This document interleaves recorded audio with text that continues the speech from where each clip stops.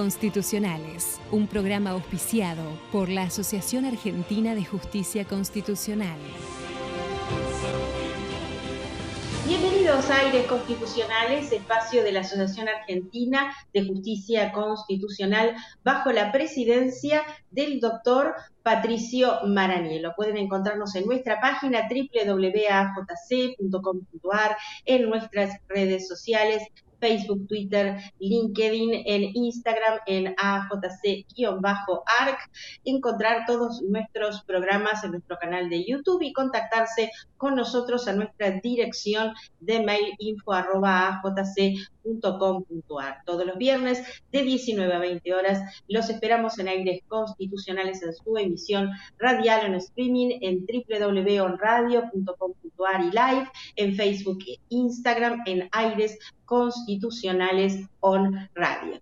Pasamos a las novedades destacadas de esta semana. Entre ellas mencionaremos la resolución número 178 de la Administración Nacional de Seguridad Social, por la que se actualizan los saberes y de jubilaciones y pensiones y se dispone que el haber mínimo garantizado vigente a partir del mes de septiembre del 2021, dispuesto de conformidad con las previsiones del artículo 8 de la ley 26.417, será de pesos 25.922,42.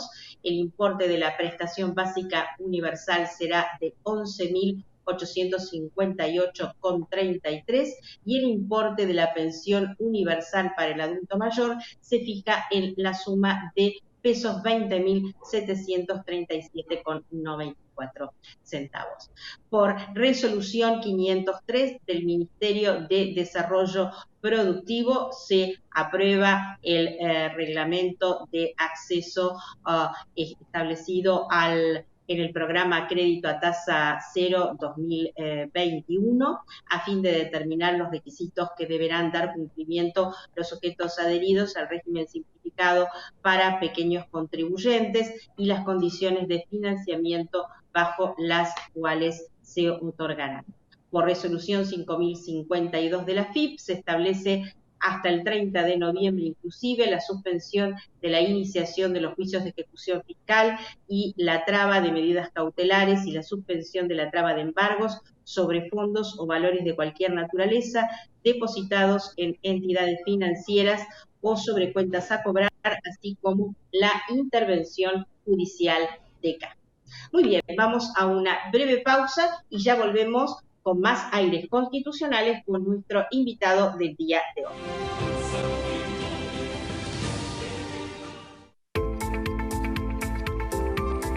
Alfa 2000 Soluciones Informáticas, empresa líder en software para comercio exterior, presenta la firma digital para firmar todo tipo de documentación de una forma práctica y segura. Software a medida para todo tipo de operaciones. Comuníquese al 4345-5150.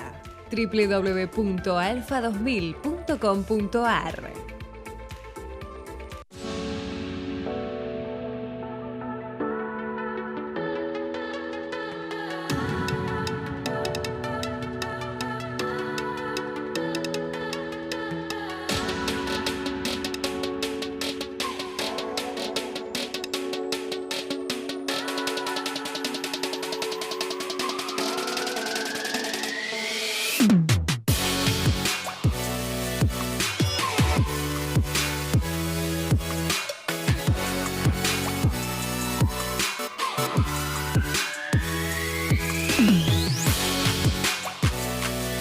Somos una clínica especializada en rehabilitación integral. Excelentes profesionales y tecnología de avanzada se unen en un entorno natural único para brindar atención física, intelectual y emocional a pacientes con trastornos neurológicos, traumatológicos y pacientes con requerimientos de asistencia respiratoria mecánica. Te esperamos en clinicaraucarias.com.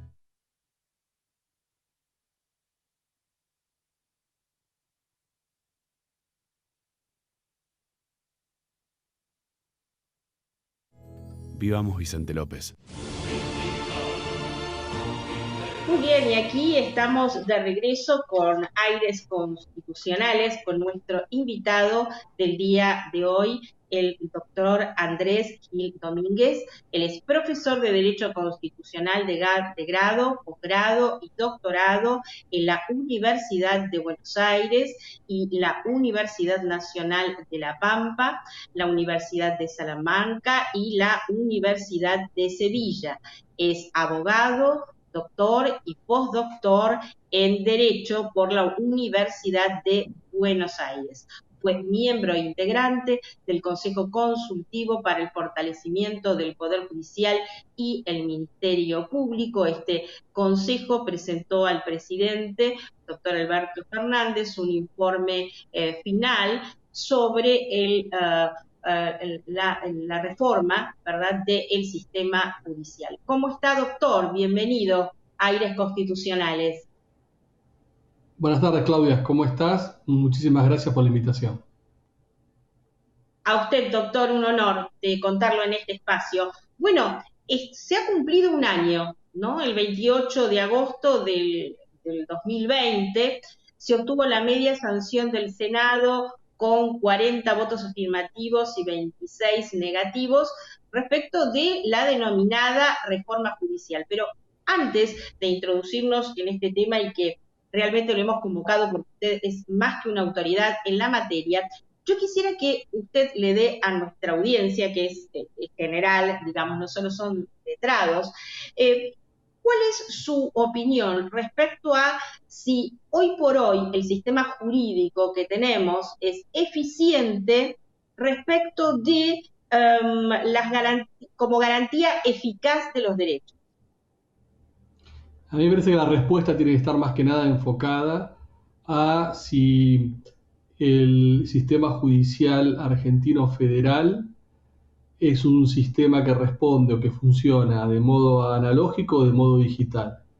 Si es un sistema que todavía sigue teniendo una lógica de la papelización, del trámite burocrático, de la presencialidad, de la justicia como un lugar, o está pensado desde el punto de vista de la digitalización, de la justicia como un servicio y no como un lugar, de la aplicación de los emergentes de la cuarta revolución industrial, de la innovación tecnológica al mejor funcionamiento de la justicia. Y desde esta perspectiva me parece que el sistema judicial federal sigue funcionando y sigue estructurado dentro de la lógica analógica, y estamos muy lejos de poder hoy acercarnos a las bondades y a los desarrollos tecnológicos que la cuarta revolución nos ofrece, y que si hemos ingresado en algunos aspectos dentro de esta dimensión fue por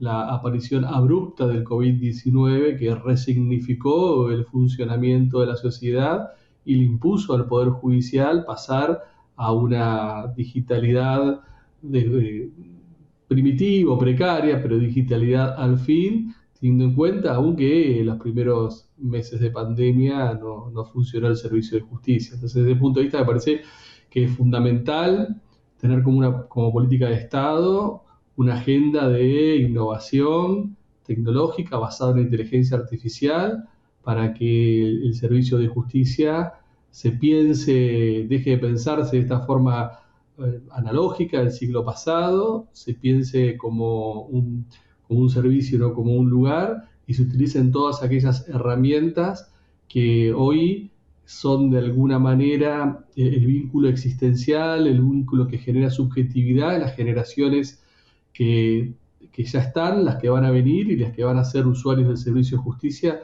en muy poco tiempo. Doctor, ¿esto usted cree que es una cuestión de inversión, una cuestión de decisión política, una cuestión de decisión del sistema judicial, de los que integran el sistema judicial?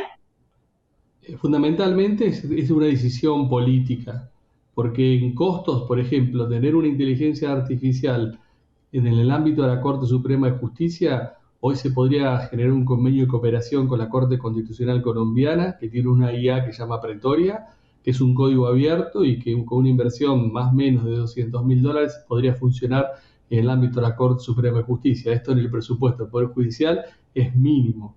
Y así sucede con distintas herramientas que se podrían incorporar en el ámbito del Poder Judicial en lo que son las instancias anteriores. Me parece que es una falta de decisión política, falta de visión estratégica, y me imagino que también poder vencer determinadas resistencias culturales que siempre la tecnología tiene que vencer, y que la tecnología en sí misma genera altos índices de transparencia y de controles que no todos están dispuestos a asumir, ni todos quieren que se impongan. Entonces me parece que es multicausal, pero fundamentalmente lo que sucede es una falta de decisión política y falta de mirada política, porque hoy en plena campaña electoral nadie del oficialismo, de la oposición, plantea como una problemática a ser resuelta en el ámbito del Poder Judicial la incorporación de tecnología, la incorporación de una agenda como tienen 13 países de América Latina. Entonces me parece que es miopía, más que falta de decisión política, hoy es miopía política. Falta de una visión estratégica a largo plazo. Y esto solamente es posible a través de grandes acuerdos. ¿Y por qué esta desconexión de la política con el sistema judicial? ¿Qué es lo que falta? Digamos, falta un acercamiento al sistema judicial de los magistrados, no hay diálogo. ¿Qué es lo que está pasando que no hay acercamiento a esta necesidad tan importante, que es la innovación? Porque existen ciertos obstáculos o barreras cuando se habla de cualquier reforma del Poder Judicial, que primero hay una respuesta con un significante vacío. Cualquier reforma del Poder Judicial es vista como un intento de avasallamiento del Poder Judicial, una pérdida de autonomía, la autonomía e independencia de los jueces, aunque no exista ningún elemento que así lo justifique. Segundo, que se cree que siempre se postula que las reformas judiciales tienen que ser endogámicas, que tienen que surgir del propio Poder Judicial, la tiene que hacer el Poder Judicial cuando la Constitución establece entre las competencias del Congreso legislar para organizar el Poder Judicial. Pero pareciera que si lo quiere hacer el Congreso a través de sus representantes, todo intento de realización de una reforma está visto como esto, como un intento de avasallamiento del Poder Judicial. Y tercero, que en base a estos elementos se genera un tabú. Todo aquel que propone una reforma del Poder Judicial inmediatamente es descalificado como un autor intelectual, material, directo e indirecto de intentos de copamiento del Poder Judicial. Entonces este combo, que es político, que es simbólico, que muchas veces juega con la psicología de las masas también, impide cualquier discusión sobre una reforma del Poder Judicial. Porque si no la hace el Poder Judicial de forma endogámica, o si no se la realiza a través de un gran acuerdo político, cualquier gobierno que lo intente es descalificado de forma a priori, muchas veces sin siquiera haber un proyecto, como un gobierno que intenta avasallar al Poder Judicial. Y el tiempo pasa, la tecnología avanza, los poderes judiciales se modernizan, y nosotros seguimos con un Poder Judicial del siglo pasado. Doctor, ahora sí, ya yendo al tema de la llamada reforma judicial, este proyecto que tuvo media sanción, proyecto introducido por el propio Poder Ejecutivo, se ha tildado a este proyecto como un proyecto distante de las necesidades de la gente, como que era un proyecto más bien vinculado con una reorganización del Poder Judicial que no atendía las necesidades reales, ¿verdad?, de la comunidad, como que no tendría una repercusión la puesta en marcha de esta modificatoria. Más allá de estas interpretaciones, ¿usted cuál cree que ha sido la motivación de este proyecto? Bueno, la motivación de este proyecto fue en su momento que la sociedad en su conjunto, la academia, las facultades, desde hace años pedían una reformulación o un cambio del Fuero Federal Penal de la Ciudad Autónoma de Buenos Aires, denominado popularmente como Comodoro Pi. Habida cuenta que presentaba y presenta altos grados de politización, porque es un fuero que investiga fundamentalmente al poder de turno o a aquel que dejó el poder y pasó por el poder. Entonces había una gran demanda de reformulación.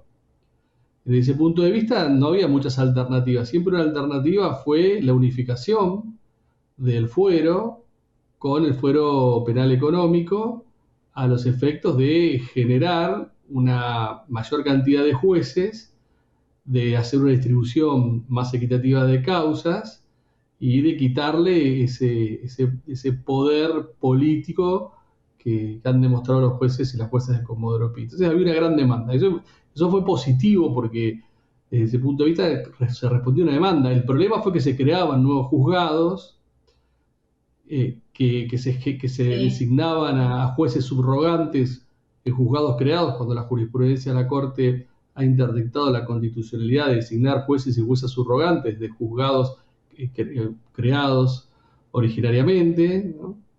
Y por otro lado también esa reforma lo que planteaba, siguiendo los lineamientos de lo que fue el programa de reformas de la justicia, que fue Justicia 2020 durante la presidencia de Macri, crear nuevos juzgados en el interior del país para establecer mayores competencias penales, para crear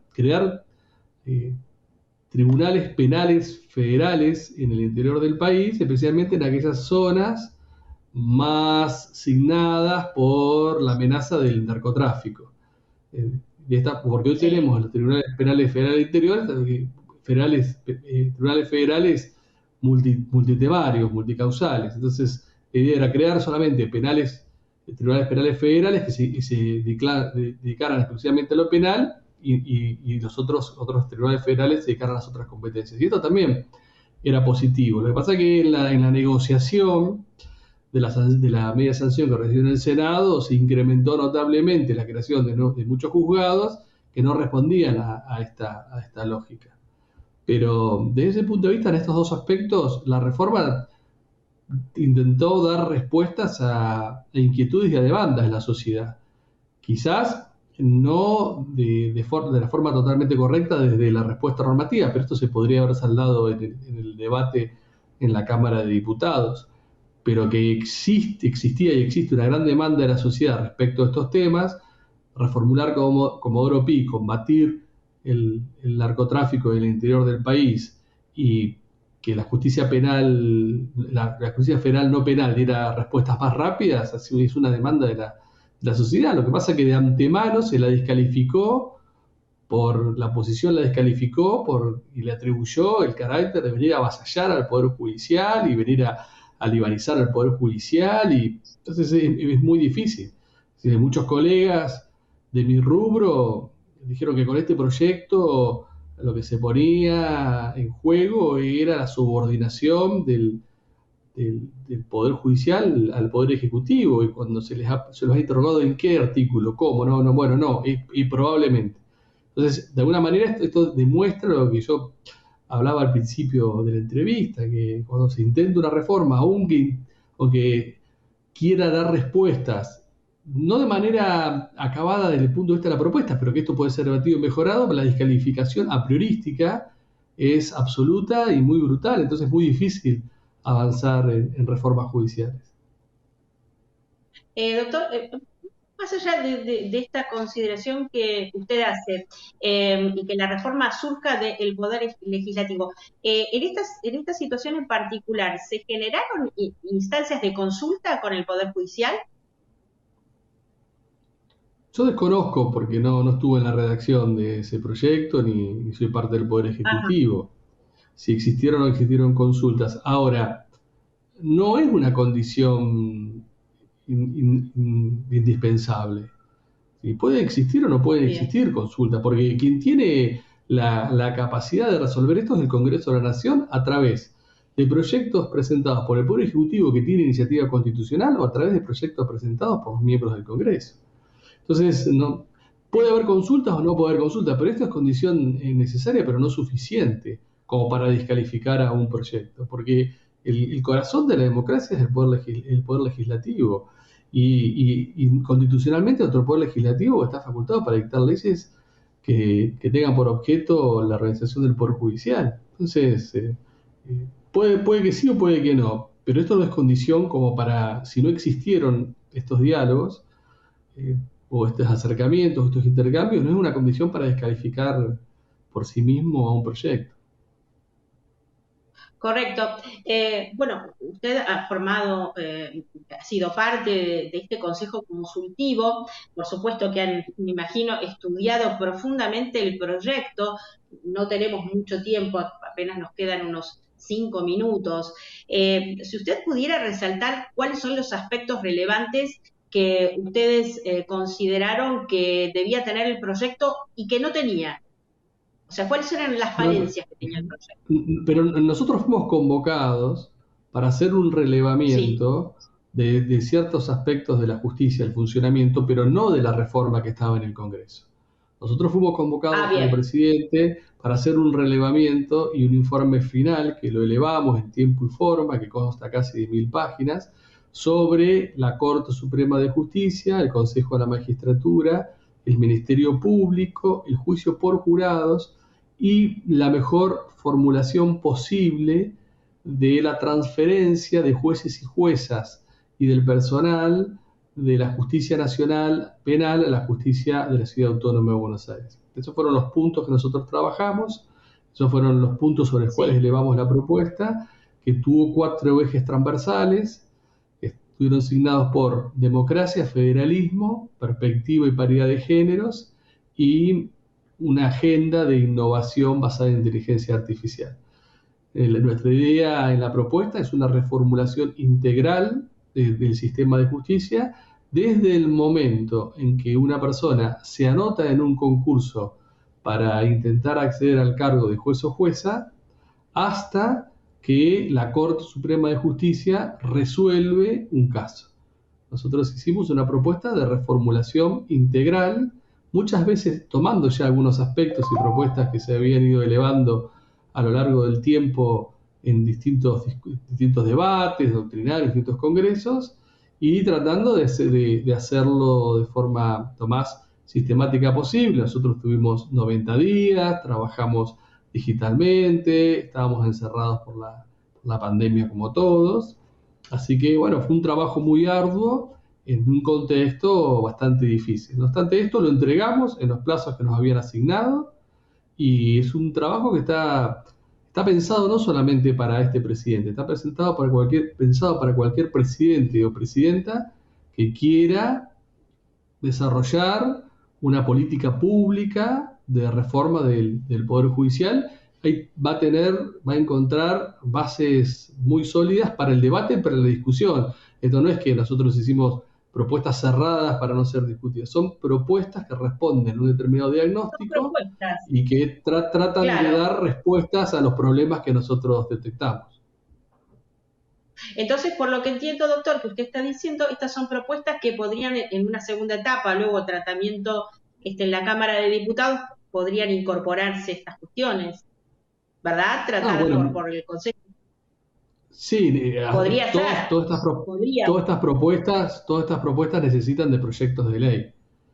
Un proyecto de ley, una ley orgánica de la Corte Suprema de Justicia, donde se determinen varios de los aspectos que planteamos, un proyecto de ley que modifique la, que modifique la ley del Consejo de la Magistratura, un proyecto de ley que establezca el juicio por jurado, un proyecto de ley que establezca cuáles son las condiciones de transferencias y un proyecto de ley que, y ahí sí tuvimos un arduo debate, que modifique algunas cuestiones del Ministerio Público. A mi entender, sola exclusivamente debería modificarse el funcionamiento del Ministerio Público en materia no penal. Después, desde el punto de vista de Bien, cómo se designa el procurador, cuánto dura y cómo debe ser destituido, para mí la actual ley orgánica es la que más se adecua al mandato constitucional de considerar al Ministerio Público como un órgano extrapoder. bien. Bueno, muy bien. Doctor, ya vamos cerrando, estamos ya en la hora de cierre. Y quisiera un mensaje suyo a la comunidad respecto de, bueno, de cuál es su visión respecto del sistema judicial y bueno, ¿qué le espera a la comunidad?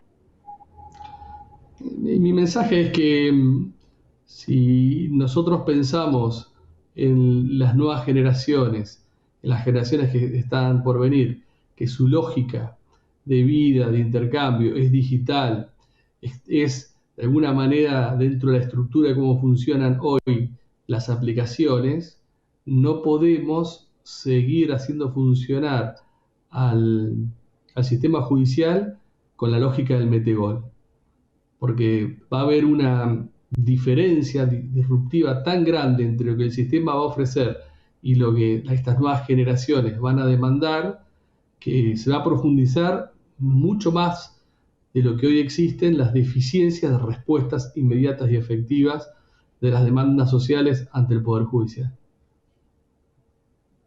Muy bien, doctor. Muchísimas gracias por habernos acompañado y desde ya lo invitamos para un próximo encuentro. Muchísimas gracias y muchas gracias por la invitación. Muy bien. Nosotros nos estamos entonces despidiendo hasta nuestro próximo programa, como siempre, aquí por Metro, en Aires Constitucionales. No olviden seguirnos en nuestra página www.ajc.com.ar.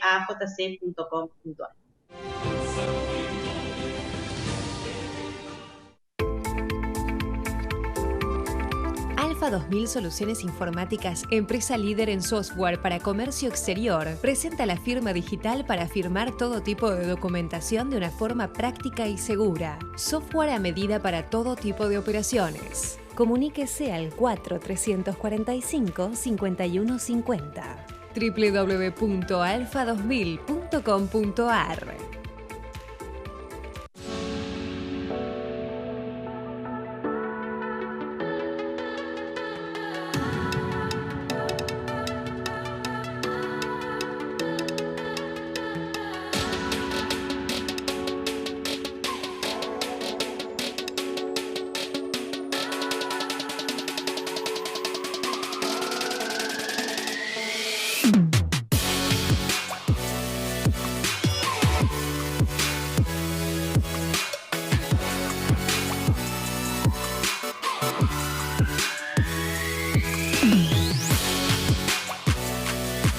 Somos una clínica especializada en rehabilitación integral. Excelentes profesionales y tecnología de avanzada se unen en un entorno natural único para brindar atención física, intelectual y emocional a pacientes con trastornos neurológicos, traumatológicos y pacientes con requerimientos de asistencia respiratoria mecánica. Te esperamos en clinicaraucarias.com.